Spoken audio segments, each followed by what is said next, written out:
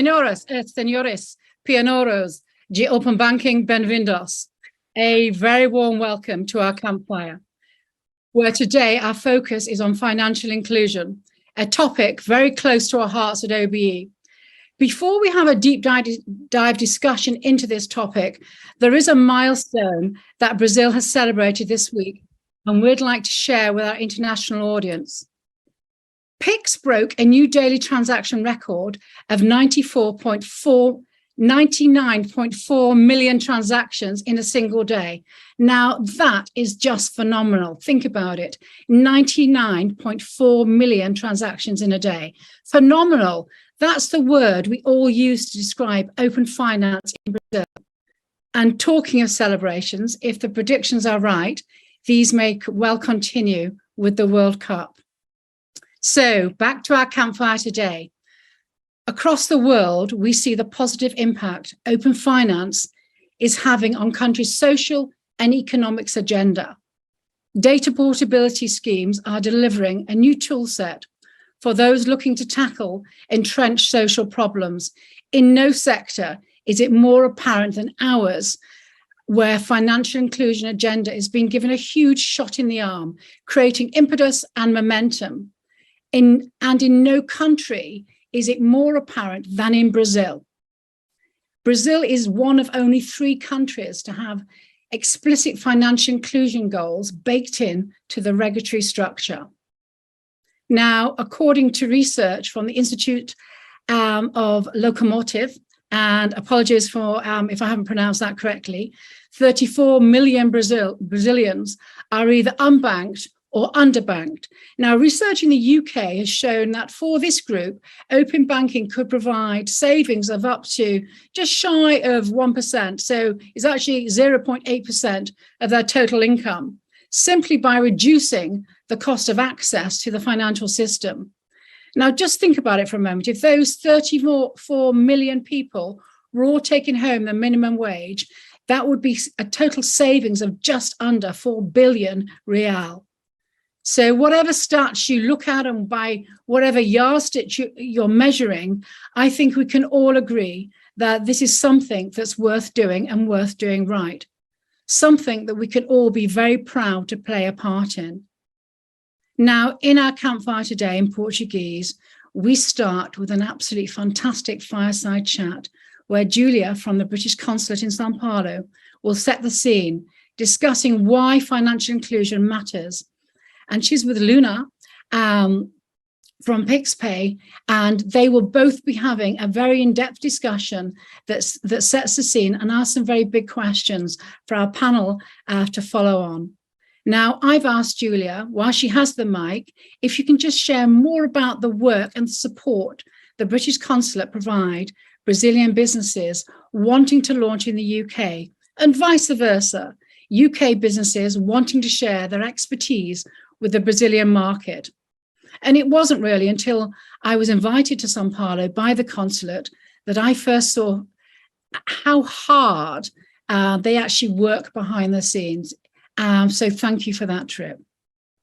There has been an incredible amount of publicity around what everybody is doing in Brazil from all of our audience. So we are absolutely privileged to have such an incredible lineup of industry experts here with us today, hosted by Ricardo from Accenture.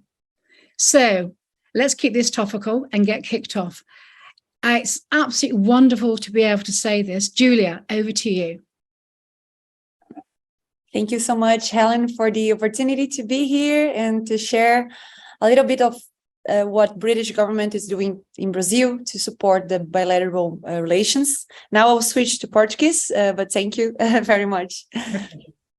Boa tarde a todos, meu nome é Júlia, eu sou gerente em desenvolvimento de negócios aqui no Consulado Britânico em São Paulo, dentro do time de investimentos, onde a gente tem o papel de facilitar o processo de internacionalização das empresas brasileiras que têm interesse de levar as suas operações globalmente, tendo o Reino Unido, né, como essa plataforma de expansão, e também conectando investidores brasileiros com oportunidades de investimento no Reino Unido.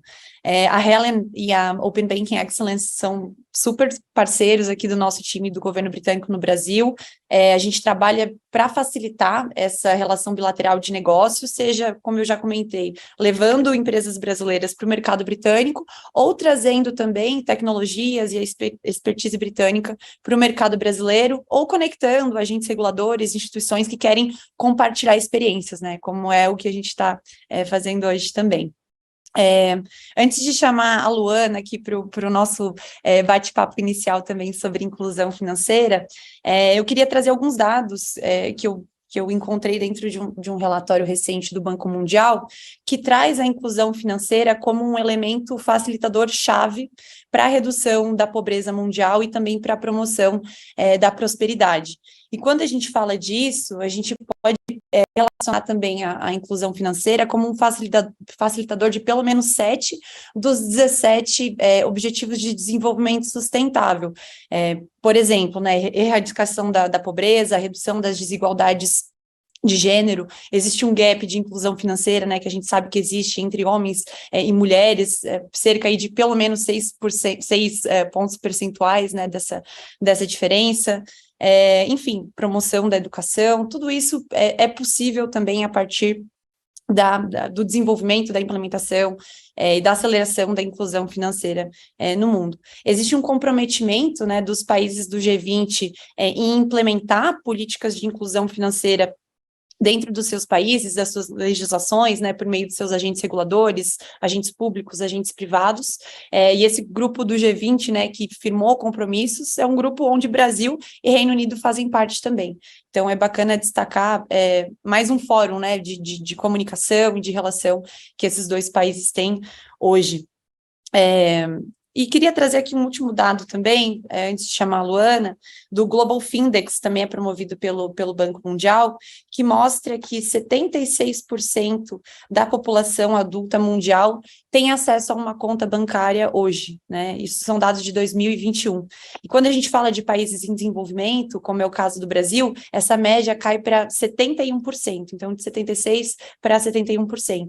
A Luana vai trazer para a gente aspectos mais específicos do mercado brasileiro, né, de como a situação acontece aqui no Brasil, mas é interessante a gente ter essa noção, né, das diferentes formas com que a inclusão financeira se apresenta também, a depender do contexto político, social, econômico de cada país. Bom, sem mais delongas, queria chamar a Luana Sorato, que é Head de Produtos na PicPay, para se apresentar, falar um pouquinho dela antes do nosso bate-papo.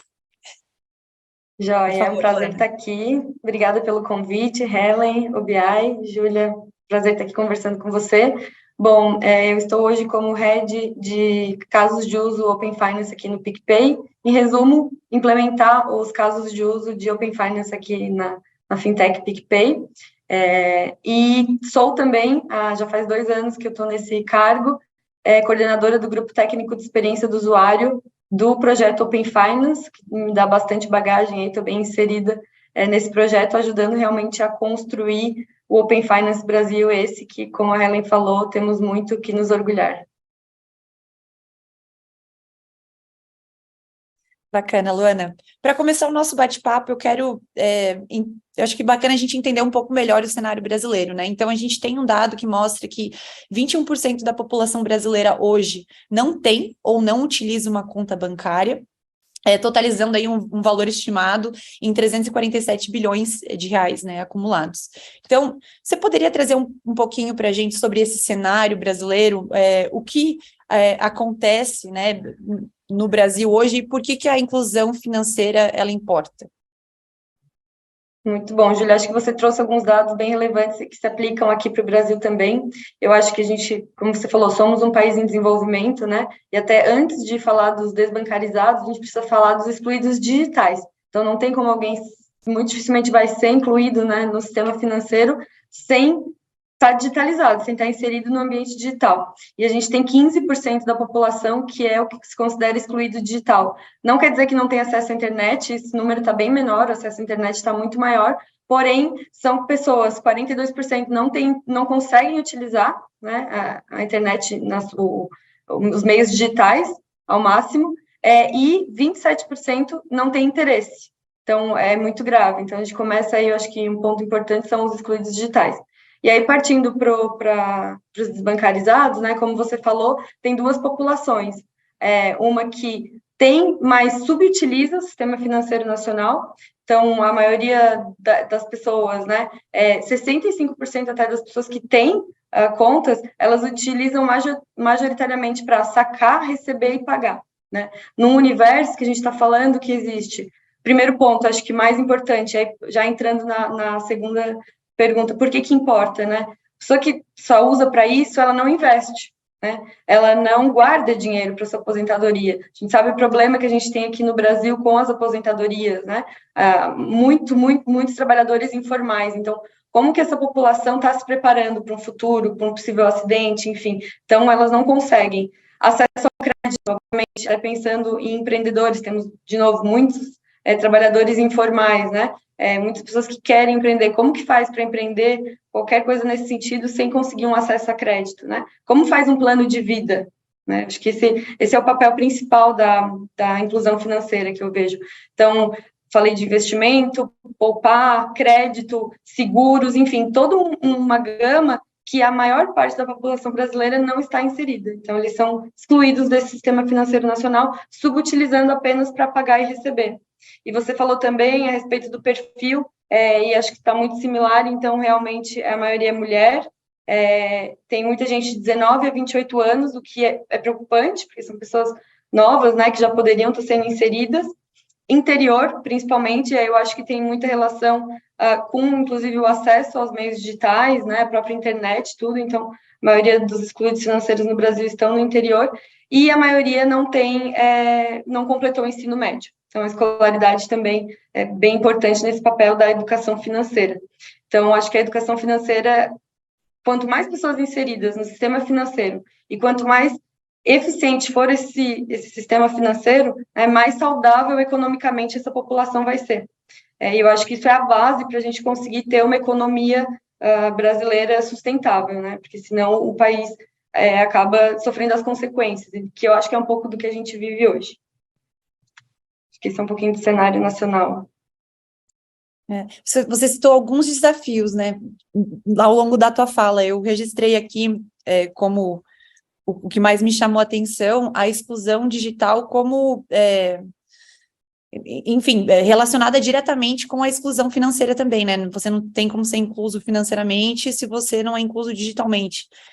Além da exclusão digital e dos próprios desafios que você citou também de educação financeira aqui no Brasil, o que você vê como os principais desafios, obstáculos e de que forma também que o Open Finance e o Open Banking poderia ajudar a superar esses desafios?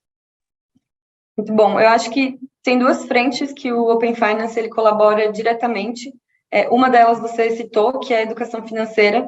Então, a gente não pode esperar, né, que a população por vontade, por meios próprios, né, vai começar a fazer essa educação financeira. Então, acho que ter as ferramentas, né, que várias pessoas, inclusive, que estão convidadas para o próximo painel estão aqui, as suas empresas, assim como o PicPay, estão desenvolvendo ferramentas para auxiliar na educação financeira, que vai dar insights, vai dar conselhos realmente, então vai conhecer integralmente, e aí quando eu falo integralmente, o ponto do Open Finance é justamente conectar várias contas, né, para ter um cenário geral daquela pessoa, como que é a situação financeira dela, para conseguir educar. Tem um ponto importante falar, que o Open Finance, ele vai ajudar mais as pessoas que já estão inseridas de alguma maneira no sistema financeiro nacional, tá? Então, para quem não tem ainda uma conta, assim, no meu ponto de vista, é um pouco mais difícil nesse momento, pela forma que a gente construiu e etc., conseguir inserir através do Open Finance. Acho que daí tem um papel das fintechs importantes, aí sim, que aí depois a gente pode falar um pouquinho mais. Mas o Open Finance, nesse momento, ele parte de uma forma digital, né?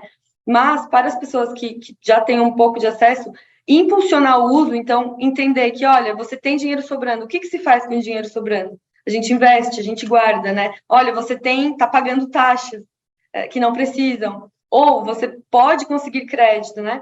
E aí eu acho que o Open Finance, o outro pilar principal, né, que o Open Finance vai ajudar é o crédito. A gente sabe como está crítica a inadimplência no Brasil.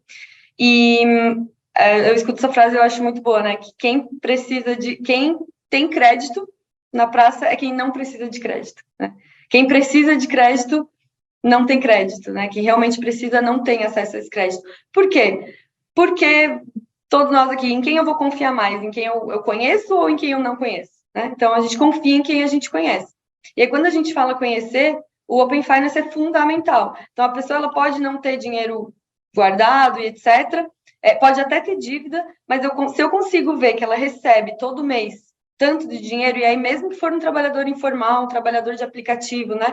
Com Open Finance eu consigo ver todas as movimentações, saldos e extratos de 12 meses. Então eu consigo entender essa pessoa e apesar de ela não receber muito, eu consigo achar o crédito adequado para aquela pessoa, né? Acho que cada um tem... E o perfil de risco também. Hoje a gente tem uma taxa de juros, né? Os bancos aplicam, que se equivale para todas as pessoas, né? O que o Open Finance faz é analisar isso. Então, cada perfil tem um perfil de crédito e uma taxa que deveria ser adequada com aquela pessoa, com um montante adequado, né? Então, acho que esses são alguns pontos que o Open Finance pode ajudar bastante.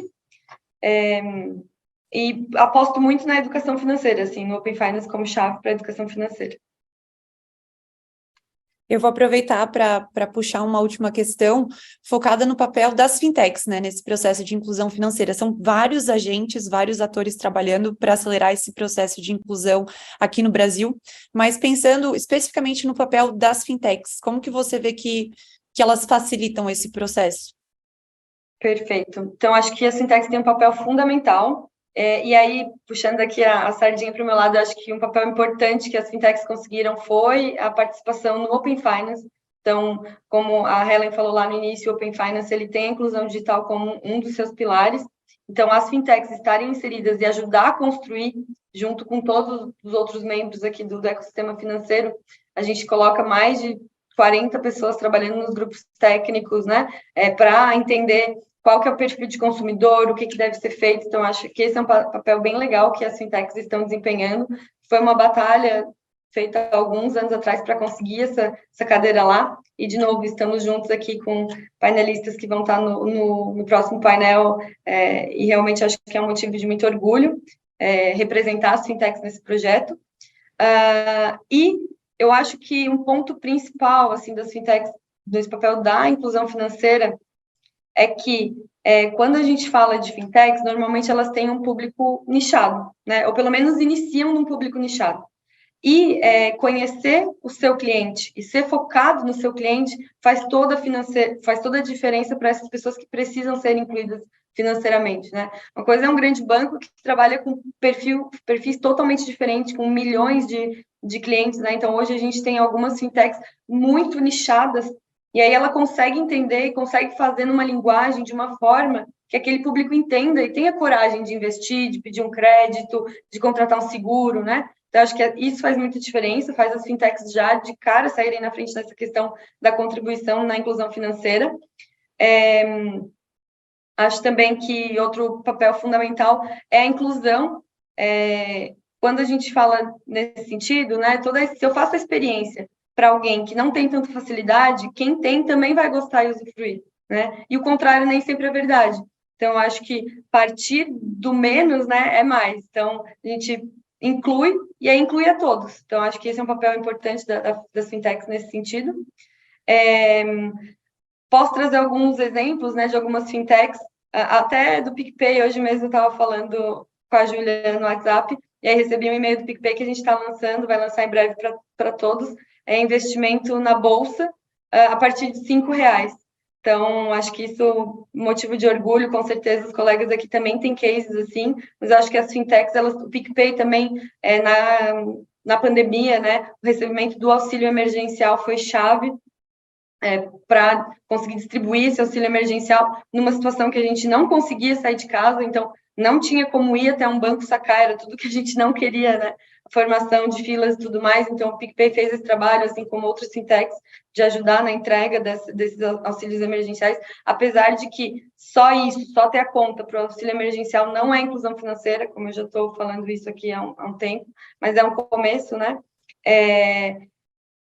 Empréstimos muito personalizados, né? Porque hoje a grande parte da população pede emprestado para parente, né? Isso é muito, muito crítico, até porque aí desestabiliza toda uma cadeia, né? Então, acho que isso é bem crítico. Alguns outros cases que eu posso falar aqui, acho que um case de fintech que é bem legal também que posso citar, de entender o seu público, aquilo que eu falei, do autônomo, da pessoa que realmente não tem uma situação financeira boa, cara, ela tem um celular, o celular pode ser a garantia. Achei esse case muito legal e ilustra muito, né, o que é entender o seu público, a pessoa entender que ela precisa daquele crédito e o que ela tem no momento para dar, se ela está acessando ali de forma digital, ela tem um celular, e o celular pode ser uma garantia, né?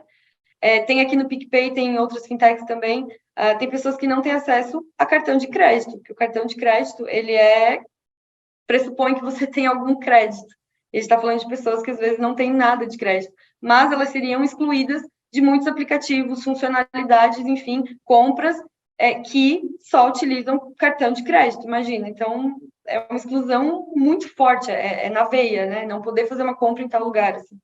A gente tem cartões pré-pagos, né? Então, a pessoa não precisa ter o limite, o crédito, para poder utilizar o cartão de crédito. Então, eu vejo que cases assim são papéis fundamentais das fintechs e continuar entendendo o seu público, educando, né? E possibilitando essa inclusão financeira, eu acho que é o papel fundamental. Luana, muito obrigada por compartilhar com a gente tuas perspectivas, tua experiência também, não só na PicPay, né, mas também colaborando na agenda Open Finance, colaborando com outras fintechs também aqui no Brasil. Vou tomar a oportunidade de agradecer o espaço e chamar o nosso próximo mediador aqui do painel, o Ricardo Pandur, que é Business Strategy Senior Manager na Accenture. Então, Ricardo, por favor, passando a palavra para você. Obrigada, Luana. Obrigada.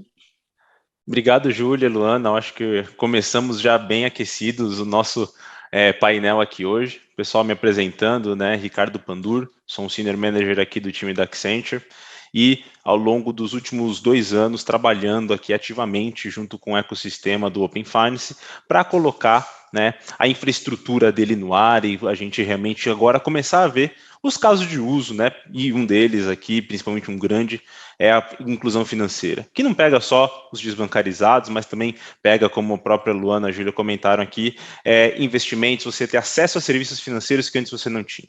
E para a nossa painel aqui nos próximos 35 minutos, vou convidar mais 3 pessoas, começando aqui, Isis Galotti, Fabrício Violim e Aaron Moraes. E eu vou deixar cada um se apresentar. Gostaria de começar aqui com a Isis. Isis, por favor, pode se apresentar. Boa tarde, pessoal. Bom, meu nome é Isis, eu sou líder de estratégia de Open Finance aqui no Itaú.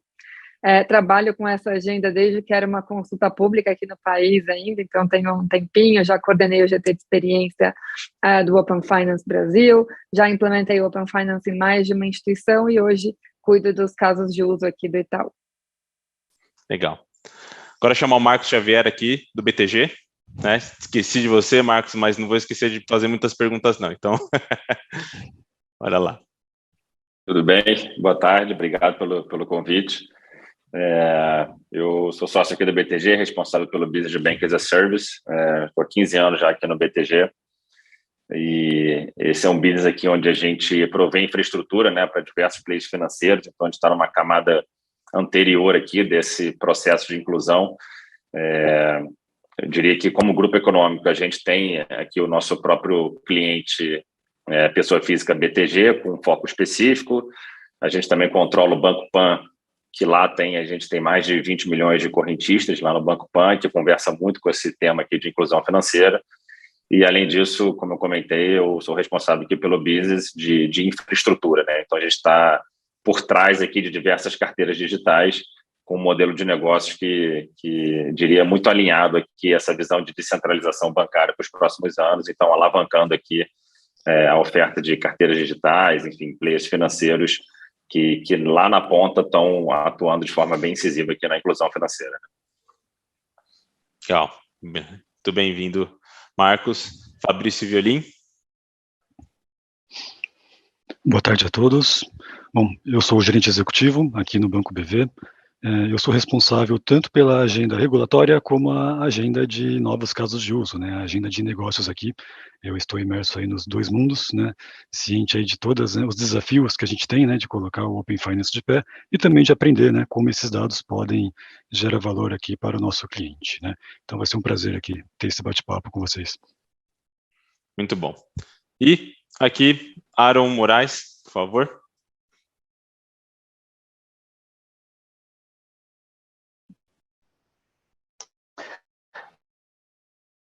Olá, pessoal.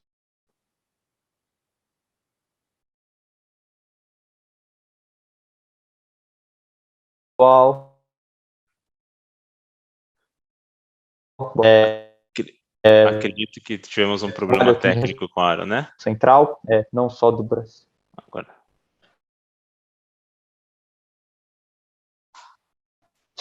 Estão me ouvindo? Acho que agora voltou, Aaron.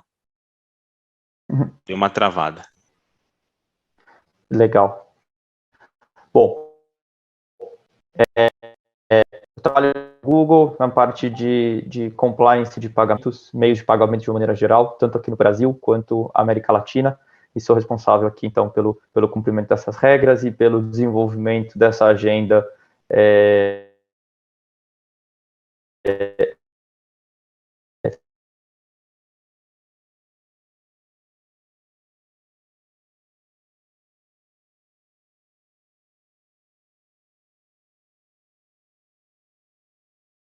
Pessoal, tivemos aqui um probleminha de conexão com o Aaron, a gente já volta com ele.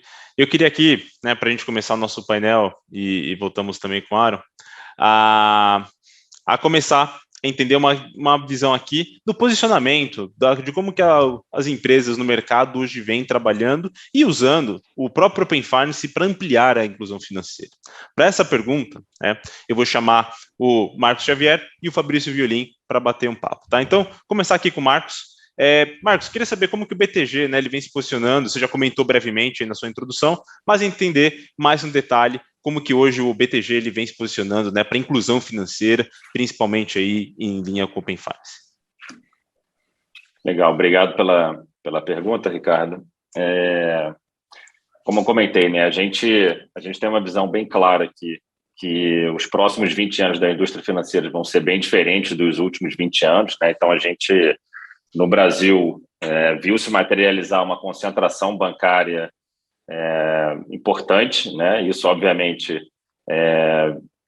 gera ineficiências, vamos dizer assim, custos mais altos e acaba gerando algumas barreiras para as pessoas entrarem no sistema financeiro, né? O Brasil é um país continental e, naturalmente, não são 3, 4 bancos que vão acessar toda essa base potencial de usuários do sistema financeiro, né? Então, a gente diria que toda a nossa infraestrutura aqui transacional ela é super moderna, então a gente auxilia aqui diversos players financeiros, não só com essa capacidade técnica de ter uma infraestrutura moderna, escalável, etc., mas com o mindset correto de fato, suportar esse movimento, né? Então, não só via o cliente direto aqui, né, o B2C BTG, o nosso correntista BTG, mas nesse business aqui, especificamente de Bank as a Service, a gente tem hoje dezenas de wallets que, como a Luana comentou, tem seus nichos específicos, né?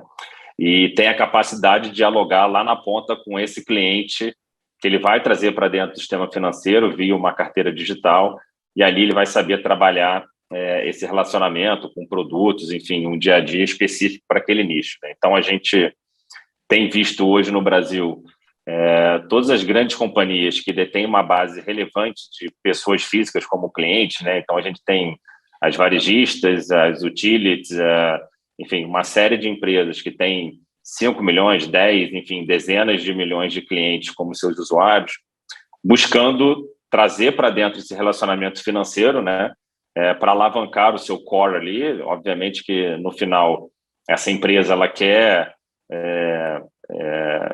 alavancar o seu business principal, mas estão vendo nessa oferta de serviço financeiro uma oportunidade de incluir financeiramente esses indivíduos como seus clientes e aumentar esse relacionamento monetizando ali via oferta de sistema financeiro, né? Então, acho que o primeiro passo disso é, de fato, você criar essa jornada financeira, trazer o cliente para dentro, né? A Luana comentou um pouco disso, que obviamente o Open Finance ele traz benefícios para quem está dentro do sistema, né? Então, acho que o primeiro passo é você trazer essa pessoa para o sistema. E o segundo passo, obviamente, que o Open Finance tende a alavancar muito isso, que é, uma vez ele dentro do sistema e com essa leitura de dados e perfil, behavior e etc., você trazer mais produto, trazer benefícios para essas pessoas e, de fato, você como companhia monetizar isso e, obviamente, tornar acessível produtos e serviços que essas pessoas não têm hoje, né? Então, hoje, nesse business especificamente, a gente atua numa camada anterior, então a gente muitas vezes é invisível para o cliente final, pessoa física, né? Então ele é usuário de uma wallet de uma varejista, de uma utility, de uma outra grande companhia, mas que por trás dessa wallet o BTG é quem está provendo infraestrutura, conexão com diversos arranjos de pagamento, seja arranjo de cartões ou arranjo Pix, ou o próprio Open Finance, né? Na prática, qualquer nova iniciativa do Banco Central é um potencial produto para a gente viabilizar para essa carteira disponibilizar para as pessoas físicas, clientes finais, né? Então, esse é um pouco da nossa visão aqui. Perfeito, muito legal. Yulin, e o BV? Como que você pode contar para a gente do BV? Obrigado, Ricardo. Bom, o BV, acho que muita gente conhece o BV pelo seu principal produto, né? Financiamento de veículos, né? E nós normalmente concedemos veículos para não clientes, né? A gente tem o desafio que a Luana até comentou antes, né? Conceder crédito para quem você não conhece, né? Quando você tem uma garantia, é um pouco mais fácil, né? Mas a gente pode fazer melhor do que isso, né? E o Open Finance, ele é um terreno aqui muito fértil para você conseguir conceder crédito, né? Para pessoas que sequer têm uma renda fixa, né? A gente tem aqui a informalidade muito grande no Brasil. A gente pode citar aqui, né, a gig economy, né, que tem aí entregadores de aplicativos, motoristas de aplicativos, mas não só isso, né, temos aí microempreendedores, né, pessoas que atendem, né, prestam serviços aí em suas próprias casas, né. Então, o que nós fizemos aqui no BV, tá? Primeiro, a gente acredita sim que o Open Finance ele pode ajudar um cliente a dar o próximo passo quando se fala em inclusão financeira. O primeiro passo é abrir a conta, fazer pagamento, fazer recebimento, né?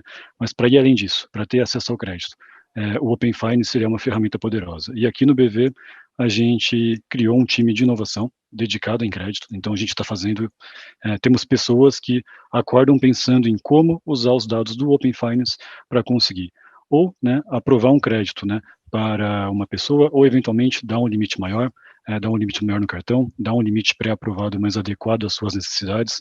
Temos já várias soluções aqui, né, em desenvolvimento, e os primeiros números, tá, os primeiros resultados que a gente colheu já foram muito promissores, tá? Eu vou citar um aqui só para vocês terem uma ideia do quanto esses dados podem mexer no ponteiro.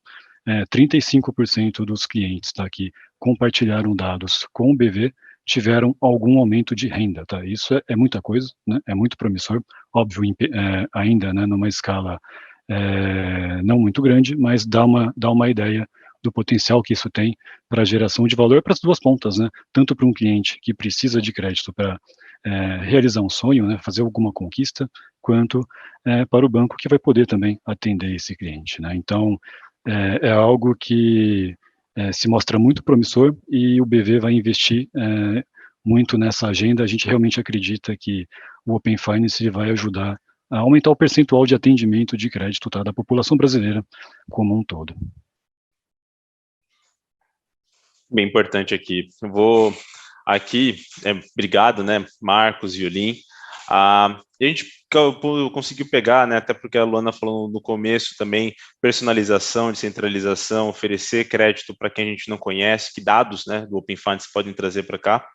E eu vou aqui agora voltar para o Aaron, né, agora ele já está conectado com a gente, para trazer aqui um bate-papo, duas perguntas juntas. O primeiro, Aaron, além desses benefícios, né, que o pessoal comentou aqui, o que você vê como benefícios que o Open Finance pode, né, trazer para o ecossistema como um todo, e também o que a gente entende que são os ajustes necessários para a gente continuar evoluindo e cada vez ampliando esses benefícios, tá? Eu queria aqui ouvir sua percepção sobre esses dois pontos. Legal, obrigado, Pandur, obrigado pelo convite, pelo momento aqui para a gente conversar. Desculpa pelo problema de comunicação aqui, de conexão também. Gente, eu vejo 4 principais fatores de benefício aqui do Open Finance, até conectando um pouco com o que o Marcos comentou antes, com o que o Ricardo Pandur também falou. Em primeiro lugar, eu acho que a gente tem uma agenda evolutiva do Banco Central, né, e puxando um pouco a sardinha para esse lado regulatório, que é muito importante. Então, a gente tem, né, no cenário de década de 90, 2000, uma preocupação muito grande com a resiliência financeira, né, com o quanto que as instituições financeiras eram sólidas.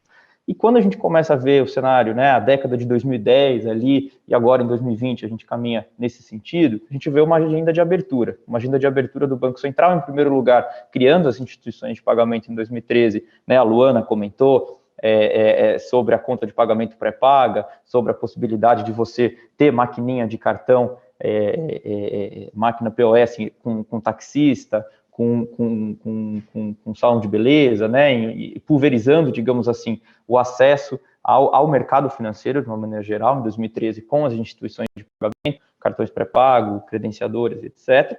E em 2016 também com a SCD na ponta do crédito. Então, em 2013 houve uma preocupação com meios de pagamento, em 2016 com crédito, né, com as SCDs, com a CEP, que são basicamente empresas que têm um dever regulatório, né, moldado para essa flexibilidade que ela oferece para o sistema e a praticidade dos serviços financeiros que ela oferece também. A partir disso, o Open Finance, né, então, quando você tem mais gente no sistema e tem mais participantes e tem mais ideias, digamos assim, sendo discutidas e colocadas, o Open Finance surge, então, para conectar todas essas instituições e para diminuir a dificuldade de acesso a dados e informações do sistema financeiro, né? A Luana comentou isso muito, de que se eu não conheço meu cliente, como que eu posso fornecer um produto adequado para ele? Então, o Open Finance surge dentro de uma agenda regulatória associada, primeiro a instituições de pagamento, depois a novas formas de instituições de crédito, e com o PIX, que facilitou essas transações entre instituições de pagamento e instituições financeiras, para realmente acabar com barreiras de concorrência, acabar com dificuldades de acesso à informação, e aí colocar todas as instituições reguladas, esse é um fator muito importante, colocar todas as instituições reguladas pelo Banco Central em pé de igualdade para que elas consigam fornecer produtos adequados ao seu cliente, para que elas consigam fornecer melhores produtos, né? O Márcio comentou que, a depender da agenda regulatória, vai se criando mais e mais produtos, e é justamente essa a ideia. Eu brinco que eu fico muito feliz quando eu sou chamado para esses eventos para falar de negócio, porque o cara de compliance não era chamado para falar de agenda de negócios, né? É o cara que na verdade, só gerava obstáculo para o negócio. E hoje, devido a uma agenda muito forte do Banco Central de inovação, de abertura, de desenvolvimento, que com certeza está atrelado, né? Um dos objetivos mãe do Banco Central é a inclusão financeira. A questão regulatória acabou sendo o propulsor de muitas dessas agendas. Então, eu vejo benefícios de uma maneira geral para a sociedade, porque é um elemento de cidadania. Eu vejo benefícios para o cidadão, como o pessoal comentou aqui, e vai comentar muito mais ainda, de ter novos produtos, de ter melhores produtos e ter mais produtos adequados à realidade do consumidor, não é um negócio em escala, né, sem conhecer você efetivamente. E vejo possibilidades para os próprios mercados, né, para os próprios agentes de mercado que hoje criam produtos a partir da inovação regulatória, a partir do Open Finance. Então, conforme a agenda regulatória do Open Finance se desenvolve, os produtos também geram valor, né, agregam valor e vão sendo desenvolvidos. O que falta ainda para a gente fazer, acho que tem que desenvolver essa agenda, Pandur. Acho que ainda existe, né? Se você pensar que o Open Finance foi criado há poucos anos, né? A estrutura de governança do Open Finance ainda tem uma agenda muito longa de implementações. Acho que o desafio aqui é a gente ter um foco claro na agenda do regulador, de inclusão financeira, de aumento da competitividade e assim, fornecer melhores produtos para o consumidor e só expandir essas possibilidades de negócio né, de vários segmentos do setor financeiro de uma maneira equânime, de uma maneira igual, como o Banco Central se propõe a fazer, tem feito, e dentro da estrutura de governança é isso que a gente tem visto também. Então, acho que é uma questão de desenvolvimento do que a gente tem visto agora e investimento na qualidade, investimento na expansão de todas as funcionalidades que esse universo que já está posto pode ainda fornecer para todo o mercado. Perfeito, Auro, muito bom. Ótimo comentário, realmente o pessoal de compliance agora vem participando bastante, isso é muito bom, mas isso favorece realmente muito a gente ter discussões, né? E o que você comentou, o Open Finance fase 2 nasceu em agosto do ano passado, a gente tem 1 ano e meio ainda, né? E temos como uma infraestrutura que foi construída muito evoluir, né? E aqui quero chamar a Isis, até para pegar gancho nesse ponto, Isis, quais que aprendizados, né, que vocês tiveram, né, ao longo desses últimos 1 ano, 2 anos aqui, em relação, né, ao Open Finance, a inclusão financeira, que podem, né, realmente inspirar o mercado brasileiro? Boa, Pandora. Eu vou focar um pouquinho aqui no nicho do Open Finance, voltando para a inclusão financeira mesmo, né? A Júlia e a Luana trouxeram um pano de fundo bem importante aqui para a gente, perdão, com estatísticas que incomodam, e elas têm que incomodar mesmo, né? Acho que o ponto todo é o quanto que a gente olha para a nossa sociedade e olha para essa estatística, se incomoda, sai da zona de conforto e usa do trilho regulatório do Open Finance para criar soluções e casos de uso aqui para atingir e, de fato, mudar essas estatísticas para um cenário mais positivo para a nossa sociedade como um todo, né? Quando a gente fala de aprendizado, aqui, Pandora, eu iria em 3 pilares, tá? O primeiro, descomplicar. O segundo, organizar. E o terceiro, desenvolver. Vou me explicar em cada um deles aqui, tá? Quando eu falo de descomplicar, o mercado financeiro, por si só, ele já traz uma complexidade importante conceitual quando você pensa em educação financeira como um todo no nosso país, né? É um tema complexo e simplificar esse tema complexo em conceitos menores e mais simples, que são mais atingíveis para a divergência social que a gente tem na distribuição do nosso país, é o primeiro grande aprendizado. Quanto mais simples, quanto mais fácil de entender, maior a probabilidade da gente conseguir atingir o nosso interlocutor do outro lado, seja um cidadão no interior do país que não tem acesso à internet, como a Luana trouxe aqui de estatística, seja alguém que vive num centro financeiro de um polo brasileiro. Então, descomplicar é o primeiro aprendizado. Como é que a gente torna conceitos complexos, como compartilhamento de dados padronizados através de APIs, em valor percebido e simples para o cliente. O segundo é organização. Quando a gente fala de inclusão financeira, a gente está falando, em essência, de organização de fato financeira para que esse cliente seja, para que esse cidadão, né, na verdade, se torne um cliente com uma vida financeira saudável, independente de onde ele esteja. E a gente falou bastante de inclusão, mas tem um pilar importante que entra dentro da organização aqui também, que o Open Finance vem contribuindo, dado o volume de dados que a gente passa a ter, que é a reinserção do cidadão dentro do ecossistema. Então, a gente fala bastante de inclusão, mas aquele cliente que entrou em default, que entrou em atraso, que teve alguma dificuldade financeira no tempo, ele encontra uma segunda dificuldade também, que é a reinserção no mercado. Então, quando eu falo de organizar, eu estou falando de incluir e de reinserir cidadãos dentro do ecossistema, e o Open Finance contribui bastante para isso, dado o volume de informações que a gente passa a ter. O terceiro, que eu chamei de desenvolver, ele não está voltado necessariamente a desenvolvimento de produto, tá? Estou falando de desenvolvimento social mesmo, de incentivo ao empreendedorismo, de incentivo à economia, para que o desenvolvimento social seja também uma alavanca a impulsionar a inclusão financeira. Então, se eu tiver que resumir aqui em 3 grandes pilares de aprendizado, Pandora, eu acho que o Open Finance brasileiro e os nossos use cases têm potencial para atuar nessas 3 frentes aqui, tá? Descomplicar, organizar e desenvolver. Legal, isso, muito bom, né? Vou anotar aqui, né? Descomplicar, organizar e desenvolver para a gente realmente evoluir daqui para frente. E aqui até pegando o gancho ainda com vocês, que precauções que a gente tem que tomar para até esses 3 pilares mesmo a gente ter um modelo bem sucedido, né? Sabemos que precisamos ter carinho, cuidado nas desenvolvimentos e implantações, então eu queria ouvir também de você eventuais precauções que a gente tem que aí estar ciente.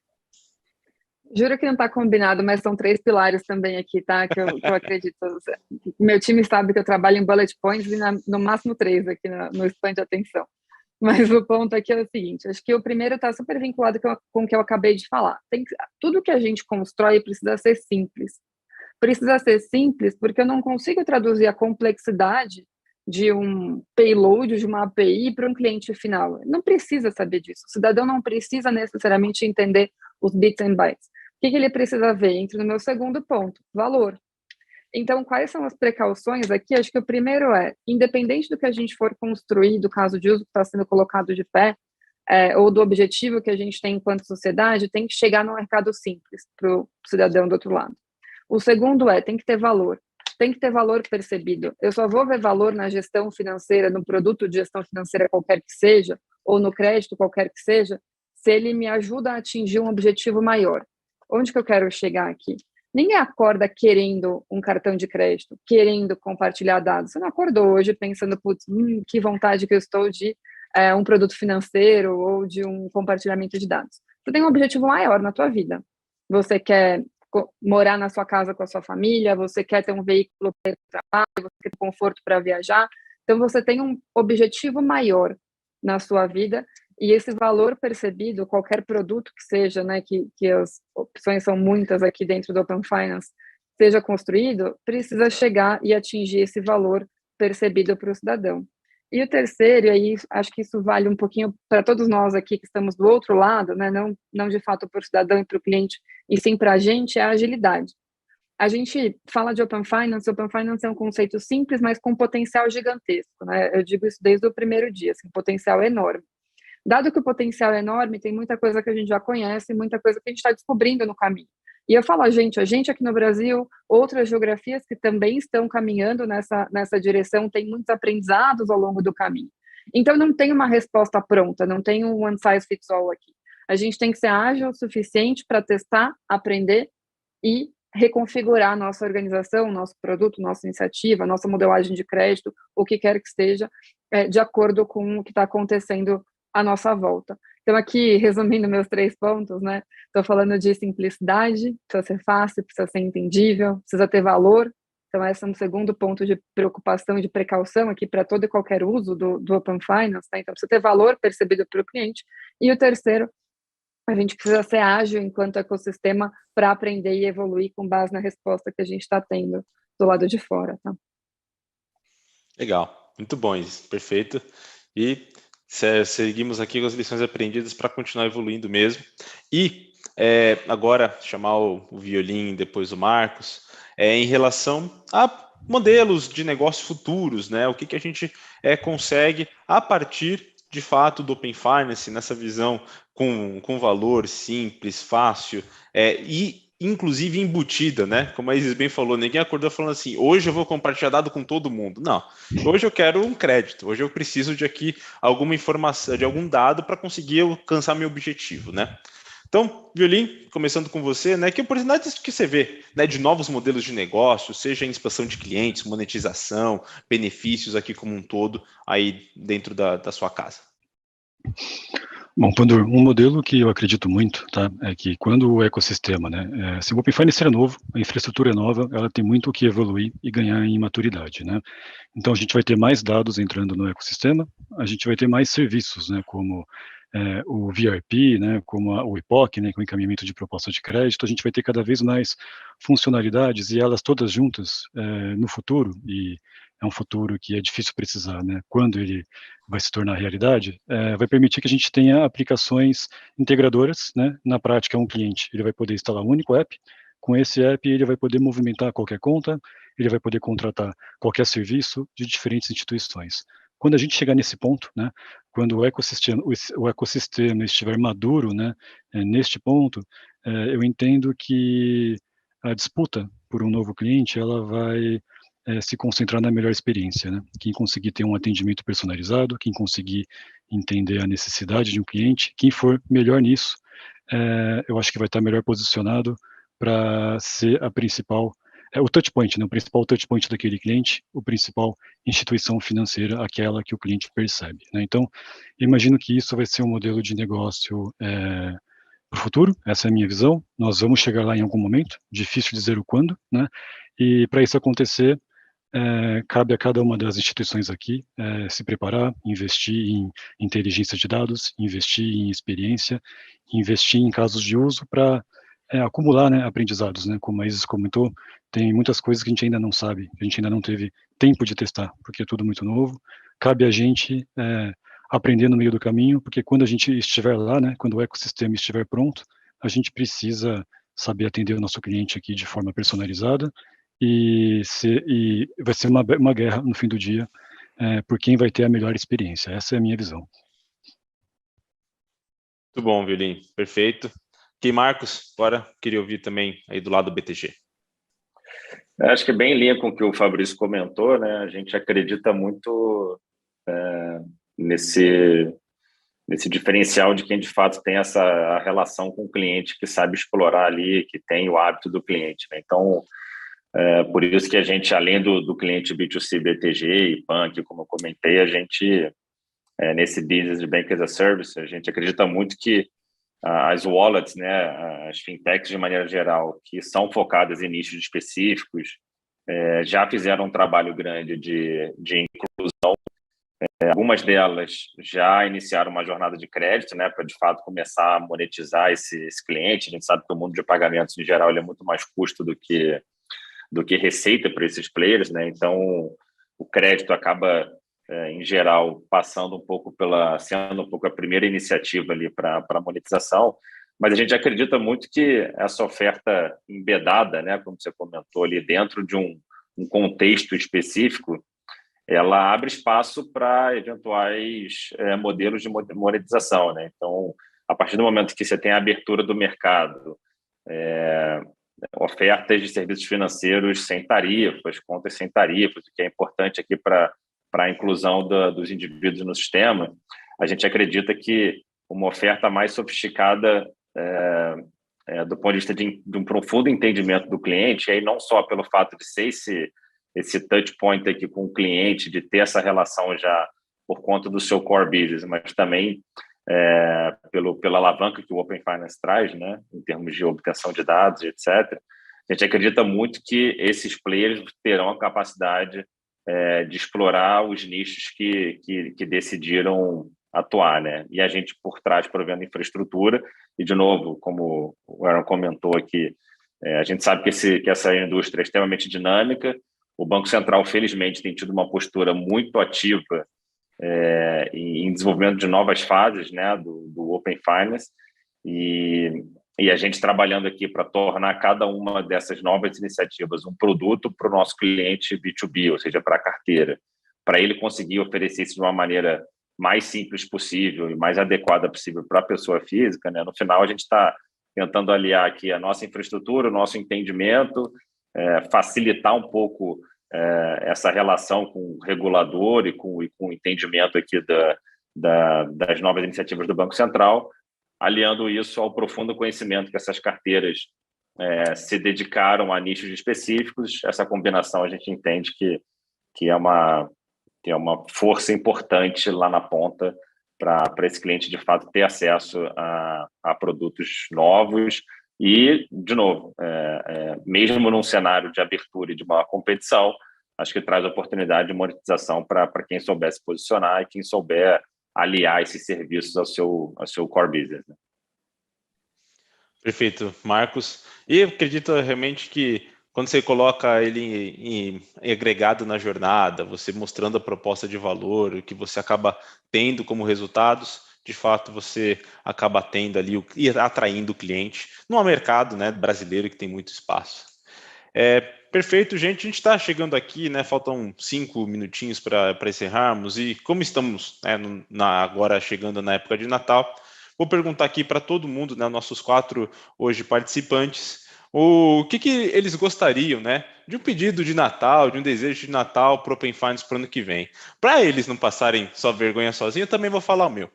Eu gostaria, né, que o Open Finance no ano que vem ele crescesse em relação aos casos de uso, não só a inclusão financeira como um todo, mas principalmente que a gente chegasse como o maior mercado de Open Finance do mundo. Porque para mostrar o potencial que o Brasil tem em relação à inclusão financeira, em relação ao mercado financeiro, e a gente continuar sendo aí uma referência para esse mercado. Mas esse daqui é meu pedido. Quero ouvir o Aaron e depois vou passar aqui para todo mundo. Aaron, qual que é o seu pedido e desejo de Natal? Vamos lá, eu vou pedir 2 para o Papai Noel aqui. Acho que, pegando carona no que o pessoal falou, e até em linha com o que a Isis comentou, acho que a estrutura está montada, as regras estão colocadas, e um terceiro passo que eu acho que é fundamental para a gente ter em 2023 é esse sentimento de que o Open Finance faz parte da vida das pessoas, né? Teve até algumas questões ali, umas pesquisas perguntando para as pessoas o que significava até Open Banking na época, e os resultados foram bastante complicados, né? Mostraram um desconhecimento mesmo.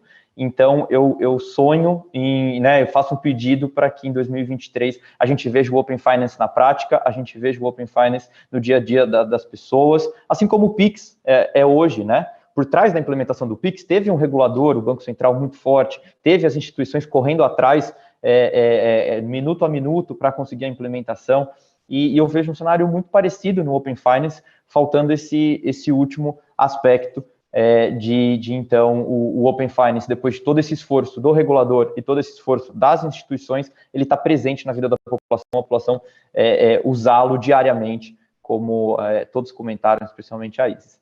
E um segundo pedido, se o Papai Noel me deixar ainda ter um extra, eu pediria ao Banco Central para permanecer com essa agenda e para a gente, né, permanecer com essa agenda expansiva em relação ao Open Finance, e para as instituições que implementem, né, as instituições que estão ali na estrutura de governança, especialmente, para eles olharem o universo do Open Finance e os benefícios para a população. Existe muita discussão, existe muita polêmica em como a gente implementa o Open Finance, e acho que é muito importante a gente, como agentes participantes de todo esse ecossistema, olhar em benefício, tomar as decisões em benefício do próprio ecossistema e, sobretudo, do cidadão, sobretudo do seu cliente, sobretudo da pessoa para quem a gente está fazendo tudo isso. Então, esses seriam meus 2 pedidos, Pandur. Obrigado pela participação aqui, obrigado pelo convite. Legal, anotado para mandar a cartinha para o Papai Noel, acho que ainda dá tempo, foram mandar via Pix. Isis, Isis, quais são os seus pedidos? Boa, vou complementar aqui, porque na eventualidade do Papai Noel atender todo mundo, a gente vai complementando, entendeu?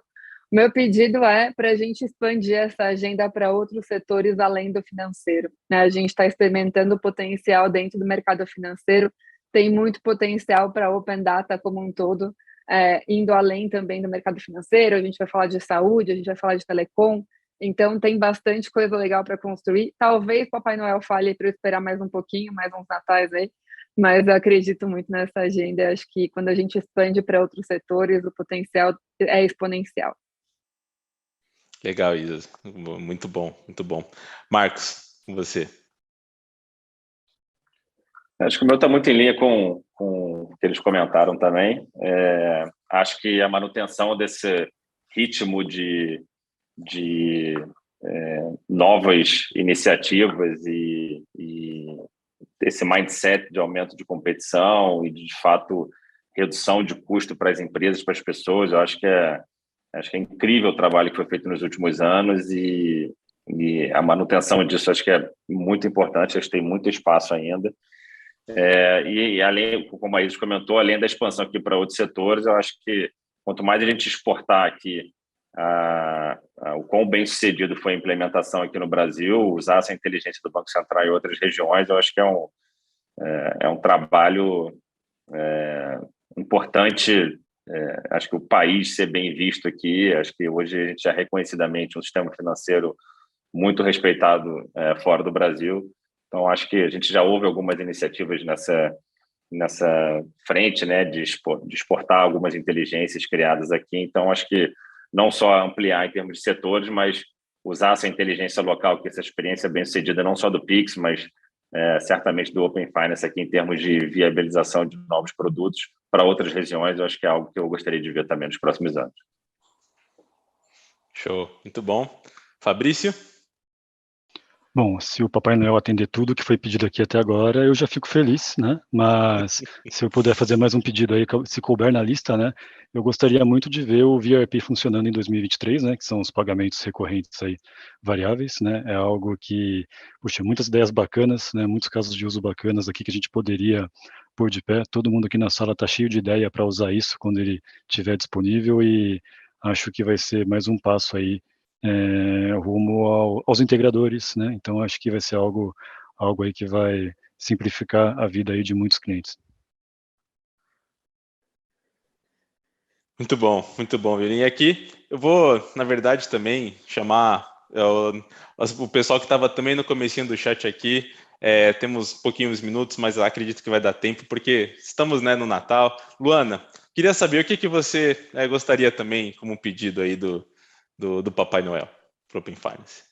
Boa. Eu ia falar o VRP, Fabrício falou, então acho que além do VRP é a integração de fase 2 com fase 3. A gente já está vendo, muito tímido, né? Então ali, eu consigo ver o saldo do usuário, e aí eu consigo sugerir para trazer dinheiro, mas eu gostaria de ver mais integração, né? Com mais sugestões, realmente nesse sentido de conhecer o usuário e conseguir possibilitar aí a vida financeira de uma maneira integral. Eu acho que o VRP é bem importante, porque o Open Finance vai ajudar, né, a possibilidade de crédito, mas tem a parte de pagar também. E aí eu acho que o Open Finance, pensando em disciplina e tudo mais, é super importante. Vejo muitos casos de uso interessantes. Muito bom, perfeito. E aqui, por fim, mas não menos importante, Júlia, né, que foi nossa também host aqui na primeira parte. Júlia, o que você gostaria de ver no Open Finance?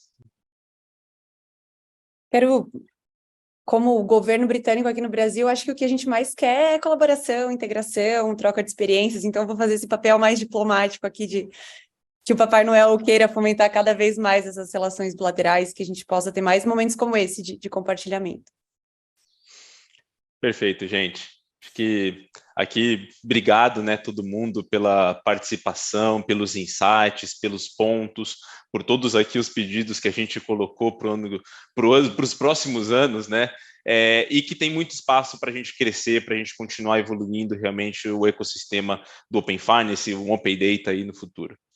Agradeço a todo mundo que também participou aqui, ouviu o nosso painel, e agora eu vou passar para a Helen, para ela finalizar. Helen, up to you. Thank you very much for the invitation and all the questions here and the organization overall.